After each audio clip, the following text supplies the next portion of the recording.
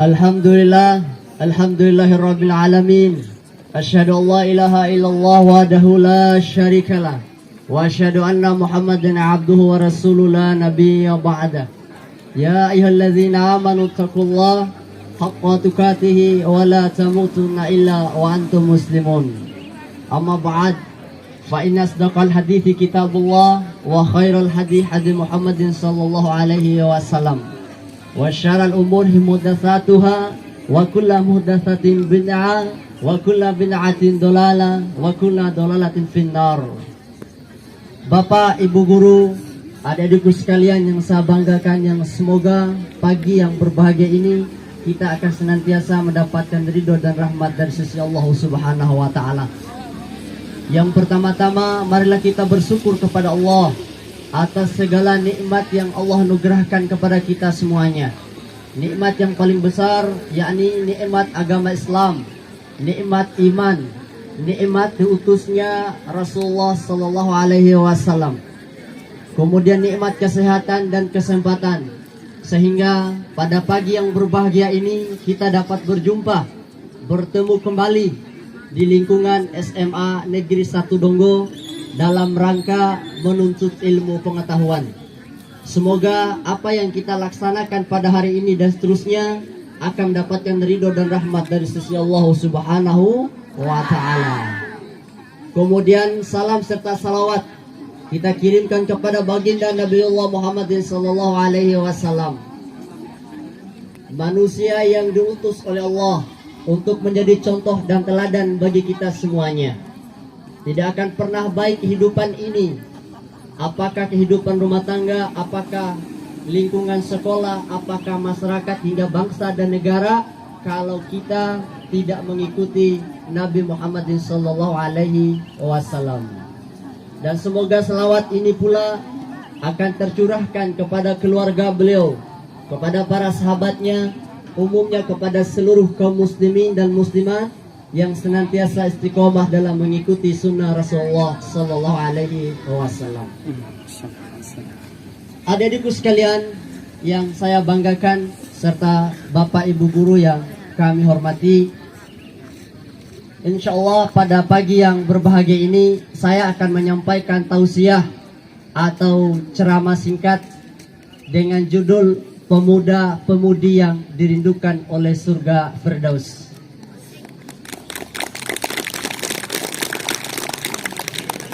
Bapak, Ibu guru, serta adik-adikku sekalian yang saya banggakan, kita semuanya pasti menginginkan atau merindukan surga.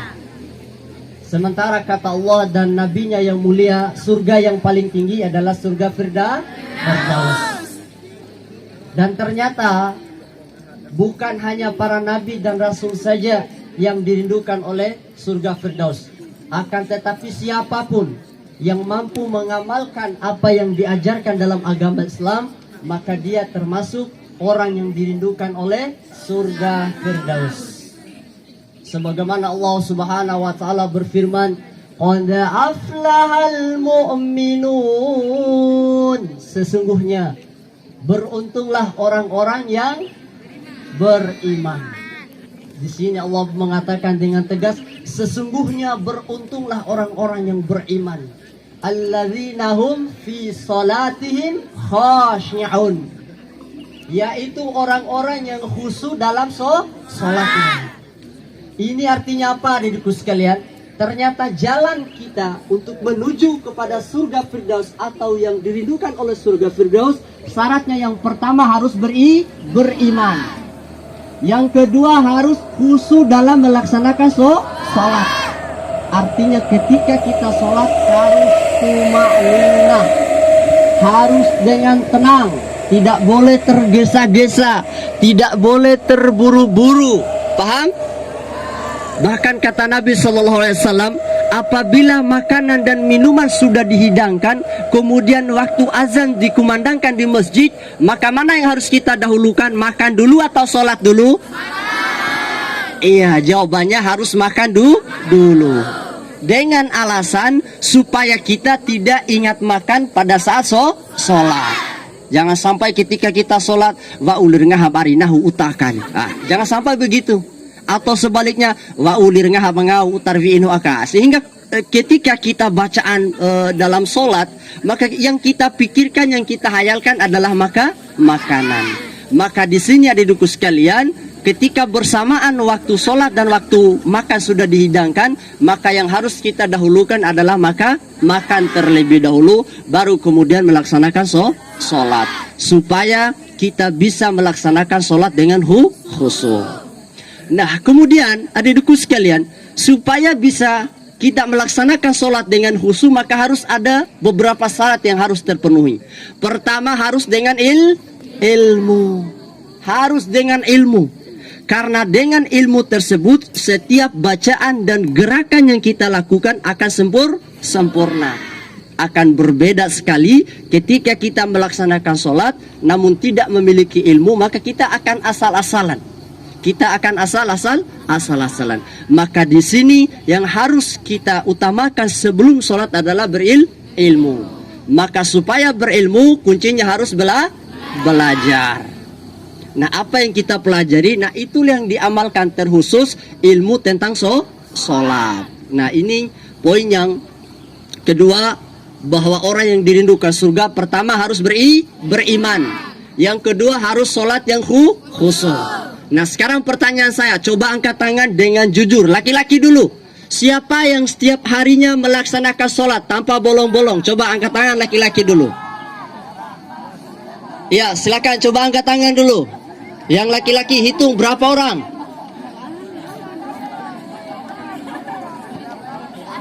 Ya, baik. Sekarang ada adikku perempuan lagi. Berapa orang yang setiap hari melaksanakan sholat tanpa bolong-bolong, kecuali memang berhalangan? Ayo coba yang perempuan, coba angkat tangan yang perempuan. Iya, perhatikan. Jika demikian adanya, berarti kita ini, terkhusus adik-adikku ini, bukan termasuk orang yang dirindukan oleh surga. Akan tetapi akan dinanti oleh neraka. Sebagaimana Allah Subhanahu wa taala berfirman, "Ma salakakum fi saqar? Qalu lam naku minal musallin." Apakah yang menyebabkan kamu masuk ke dalam neraka Sakor? Maka penghuni neraka Sakor berkata pada saat itu, kami terdahulu tidak termasuk orang-orang yang melaksanakan sholat. Maka ini ancaman besar bagi siapapun di antara kita yang tidak melaksanakan sholat. Maka harus berjanji sejak hari ini dan seterusnya, nanti sepulang dari sekolah, baik laki-laki maupun perempuan, wajib melaksanakan sholat.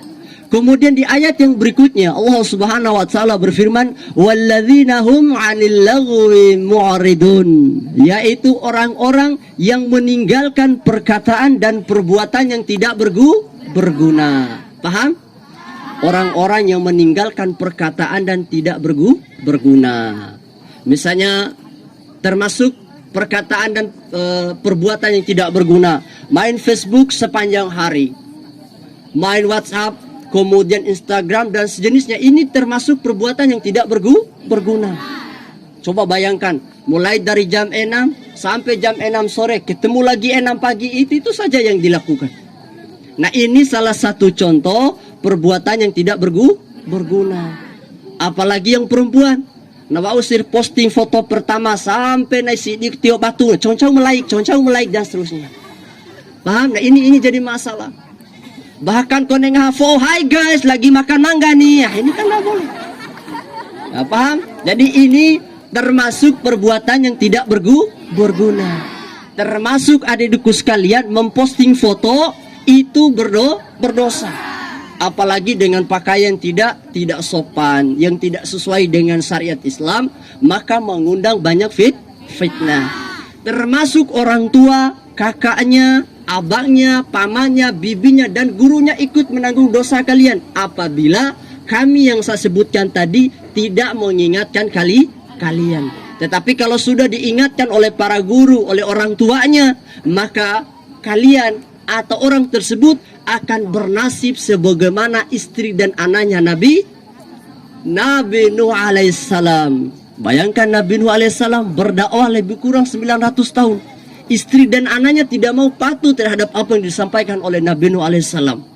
Paham? Jadi ini menunjukkan kalau kita sudah ingatkan sampai mati kemudian tidak dihiraukan pula, maka dia akan seperti istrinya dan anaknya Nabi Nuh alaihi wasallam.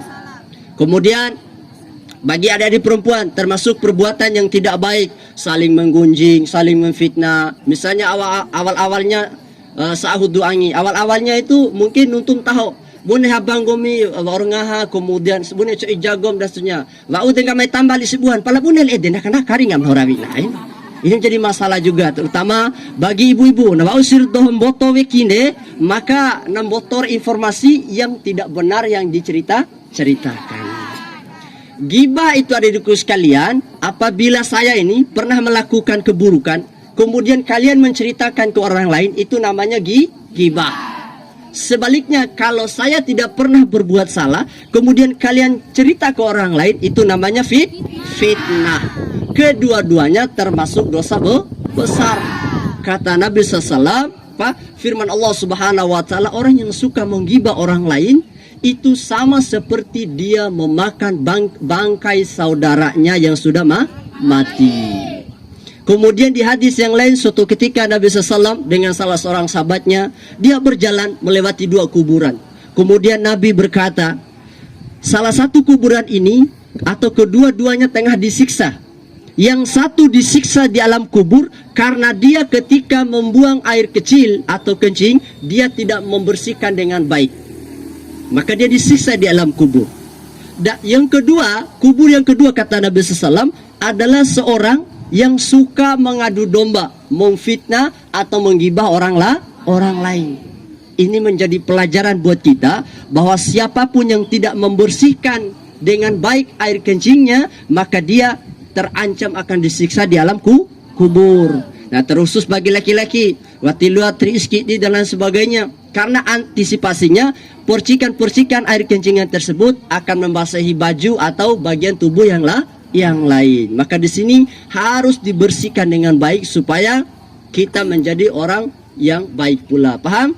Kemudian yang suka namimah kata Nabi SAW, yang suka mengadu domba, yang suka menggibah, yang suka menggunjing, ini termasuk juga orang yang terancam akan disiksa di alam kubur.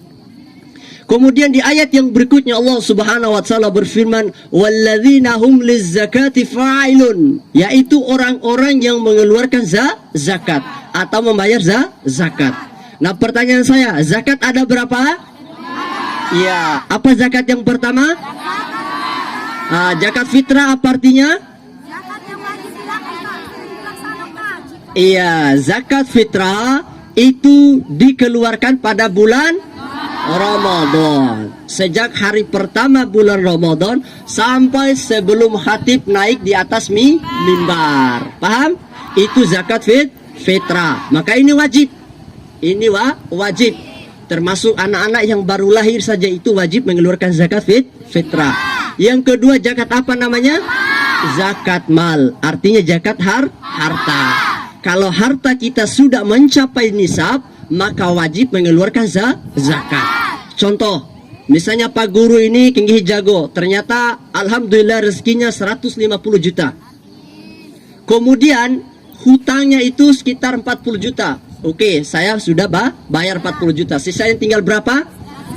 110 juta. Bayar zakatnya adalah sebanyak 2,5%. Bagaimana ukurannya? Ukuran zakat malnya adalah disesuaikan dengan harga emas kali 85 gram emas. Katakan emas ini harganya sekarang 1 juta. 1 juta kali 85 berapa? 85 juta. Nah, kalau kita sudah memiliki uang 85 juta, kemudian hutang kita sudah bayar, kemudian ternyata seperti contoh Pak Guru tadi masih 110 juta, maka di sini Pak Guru wajib mengeluarkan zakat sebanyak 2,5%. Paham? Nah, kalau kita sengaja tidak mau mengeluarkan zakatnya padahal kita hartanya sudah mencapai nisab, makanya Allah mengancam dan nabinya bersabda, Allah akan menggunakan harta tersebut untuk menyiksa kita di yaumul kiamat. Bayangkan, uang yang banyak Allah akan rubah menjadi api nanti. Kemudian binatang atau hewan ternak kita yang banyak, misalnya sapi, kambing atau domba, kemudian kita tidak keluarkan zakatnya padahal kita sudah banyak itu, maka itu akan menyiksa kita di yaumul kiamat. Paham? Nah, ini maksud saya sampaikan baik untuk guru maupun adik-adikku sekalian sebagai ilmu buat kita supaya kita lebih waspada dan hati-hati terhadap ajaran Islam. Kemudian di ayat yang berikutnya Allah berfirman, walladzina hum li furujihim hafizun, yaitu orang-orang yang menjaga kehormatannya. Paham? Artinya dia tidak melakukan perbuatan-perbuatan yang tidak baik. Di antaranya adalah pacaran. Sekarang pertanyaannya, pacaran itu hukumnya mubah, sunnah, halal atau boleh? Haram. Kenapa diharamkan pacaran dalam Islam? Karena dengan pacaran ini akan menjadi pintu atau jembatan bagi kita untuk menuju pada perbuatan perzinahan. Makanya perhatikan, bagi adik-adikku laki-laki, watiloam pa'alone dumpa labo, teman-teman perempuan tidak boleh. Misalnya sekali lampat dari toke nanari empat alone, lampat di lari sekali toke balik tidak boleh. Ini tidak boleh. Maka kalau kita hari ini menjaga kehormatan saudara kita, maka di hari-hari yang lain orang lain akan menjaga kehormatan kita. Paham? Saya ingatkan, adik laki-laki apalagi Pak Lone, gigi angin dan sebagainya itu sangat diharamkan. Apatah lagi Nabi SAW pernah bersabda, lebih baik kepala ini ditusuk dengan besi daripada menyentuh wanita yang bukan muhrimnya dengan sengaja. Nah ini saya lihat, makanya tidak boleh laki-laki dan perempuan dalam ruangan tidak boleh duduk berduaan satu meja, tidak boleh, harus dipisah. Paham? Laki-laki sama laki-laki, yang perempuan sama perempuan. Apa maksudnya? Untuk menjaga, untuk menghindari supaya tidak terjadinya fitnah. Paham? Jadi yang masih pacaran pada hari ini silakan katakan putus. Bagaimana kalau masih di WA Pak, masih di inbox di Facebook, blokir saja. Kalaupun tidak mempan, ucapan, baca, ngajikan surat Yasin, dan seterusnya. Paham? Kemudian sebut inna lillah wa inna ilaihi rajiun. Paham? Jadi saya ingatkan, yang masih berpacaran hari ini termasuk orang-orang yang tidak dirindukan oleh surga Firdaus. Jika kita ingin menjadi orang baik dan mendapatkan pasangan yang baik, maka kita harus mengutamakan cinta kepada Tuhan. Karena ketika Tuhan sudah mencintai kita, maka Dia akan menjadikan makhluk lain mencintai kita. Jadi sekali lagi saya ingatkan, utamakan cinta kepada Tuhan, maka Tuhan yang akan mengatur siapa yang akan menjadi pasangan kita. Maka jangan melakukan yang namanya pacaran. Paham? Kemudian di ayat yang berikutnya Allah Subhanahu wa taala berfirman, walladzina hum ala sholawatihim yuhafizun, dan orang-orang yang menjaga salatnya. Lagi-lagi Allah mengatakan orang-orang yang menjaga salat. Maka tidak mungkin kita dirindukan oleh surga Firdaus kalau tidak melaksanakan salat. Di penghujung ayat Allah berfirman, ulaika humul warithun, mereka itulah yang akan mewarisi, alladzina yarisunal firdaus hum fiha khalidun, yaitu yang akan yang mewarisi surga Firdaus. Mereka itulah yang akan masuk, yang akan kekal dalam surga Firdaus. Sebelum saya tutup pada adikku sekalian, perlu saya sampaikan bahwa surga Firdaus adalah tempat segala macam kenikmatan. Allah Subhanahu wa taala telah menciptakan 100 rahmat.